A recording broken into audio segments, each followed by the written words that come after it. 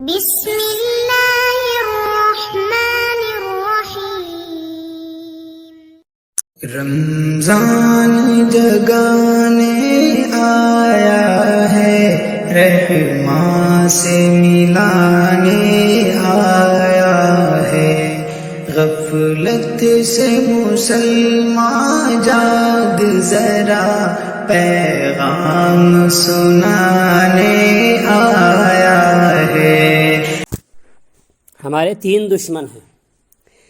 پہلا دشمن شیطان، اور دوسرا دشمن ہے نفس، اور تیسرا دشمن یہ سوسائٹی، یہ ماحول ہے۔ اب رمضان المبارک کے آتے ہی اللہ تبارک و تعالی شیطان کو تو بند کر دیتے ہیں کہ رمضان المبارک کا چاند نظر آتے ہی شیطان کو بند کر لیا جاتا ہے۔ اب دو دشمن ہمارے پھر بھی کھلے ہیں، ہمارا ماحول اور ہمارا نفس۔ رمضان المبارک کے روزے کیوں رکھے جاتے ہیں؟ یہ اس لیے ہے کہ اپنے نفس کو کنٹرول کیا جائے، اپنے نفس کو قابو کر لیا جائے، اپنے نفس کو جو ہے دبانے کے لیے۔ لہذا جب ہم روزہ رکھتے ہیں تو قرآن کریم فرقان حمید نے کہا کہ لعلکم تتقون، آپ کے اندر تقوی آ جائے، اس لیے آپ کو روزہ رکھوایا جاتا ہے تاکہ آپ کے اندر تقوی کسے کہا جاتا ہے؟ تقوی کہتے ہیں پرہیزگاری، یعنی ہر اس کام سے بچ جانا جو اللہ کو ناپسند ہو، ہر اس کام سے خود کو بچا لینا، دور کر لینا جو اللہ اور اس کے رسول صلی اللہ علیہ وسلم کو ناپسند ہو، یہ ہے تقوی۔ اب رمضان المبارک ہمیں کیسے گناہوں سے بچاتا ہے، ہمیں کیسے یہ تقوی والی زندگی دیتا ہے یہ روزے؟ وہ اس لیے کہ کہا تقوی جو ہے، تقوی میں سب سے پہلے انسان کو کیا ہے؟ خوف خدا ہونا ضروری ہے، پھر ہی جا کر انسان گناہوں سے بچ سکتا ہے۔ خوف خدا کیا ہے؟ خوف خدا یہ ہے کہ انسان اللہ کا استحضار کر کے، اللہ کو سامنے حاضر کر کے جو ہے وہ ہر کام کرے۔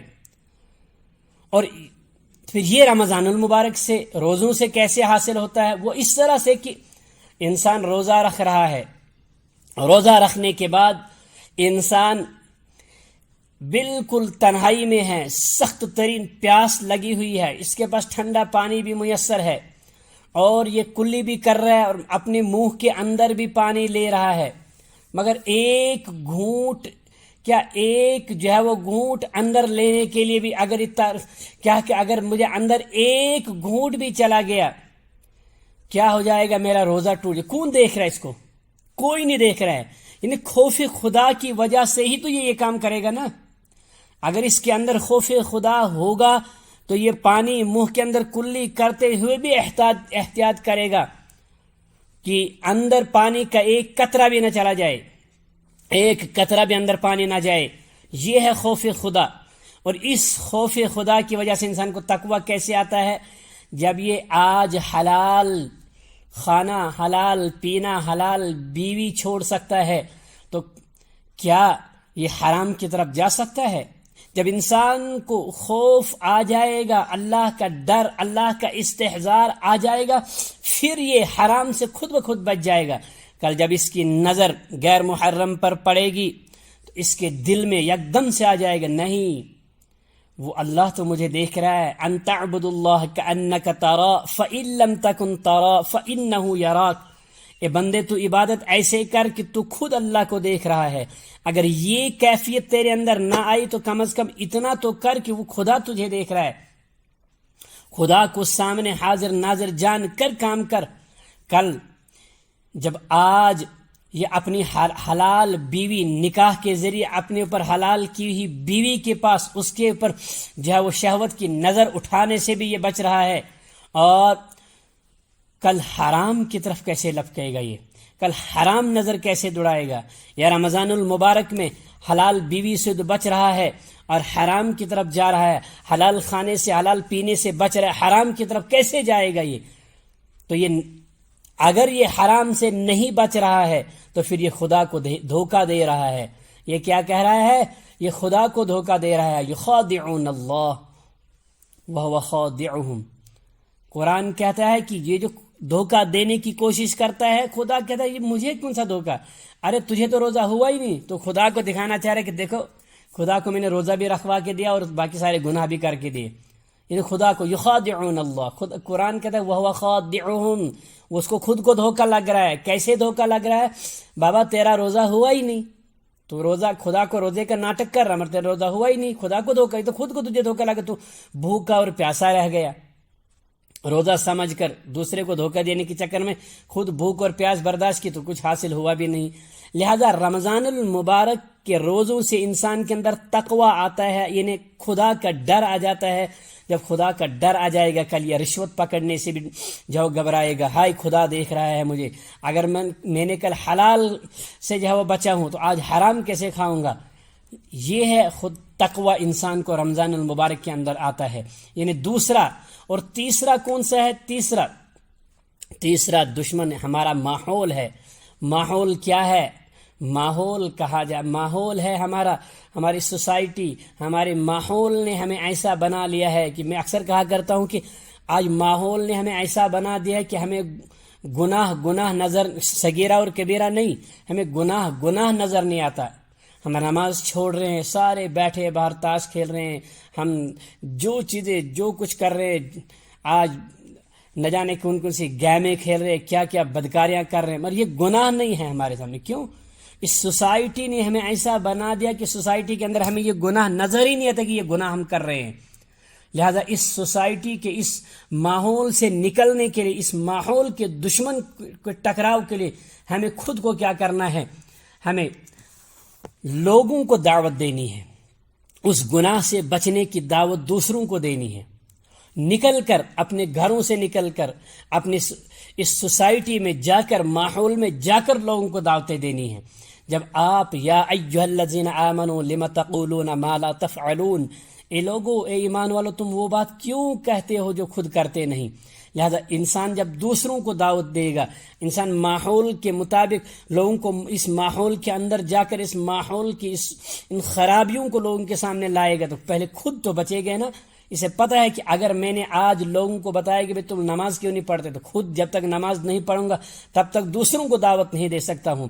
لہذا سب سے بہترین طریقہ یہی ہے کہ ہم لوگوں کے سامنے اس چیز کی دعوت دیں جو گناہ ہو رہا ہے، جو گناہ ہو رہے ہیں. مثال آج کل اکثر ہمیں یہ کہا جا رہا ہے کہ دیکھو دعوت جو ہے وہ تو غیر مسلم کو دینی ہے.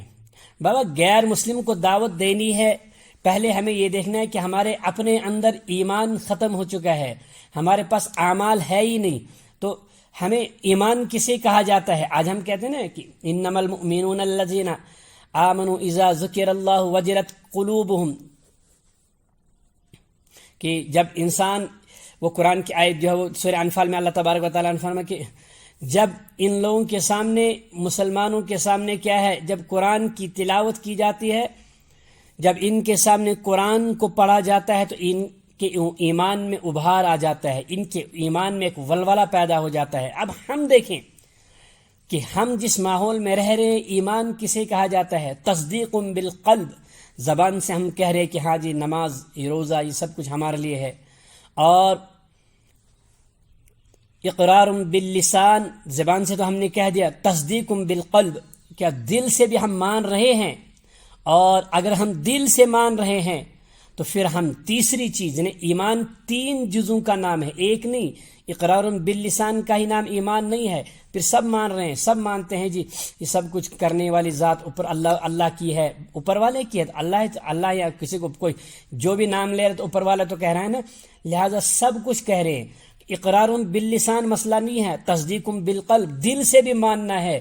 ہاں میرا دل مان رہا ہے کہ ایمان ہی سب کچھ ہے، نماز سے جو ہے وہ سب کچھ ہونے والا ہے.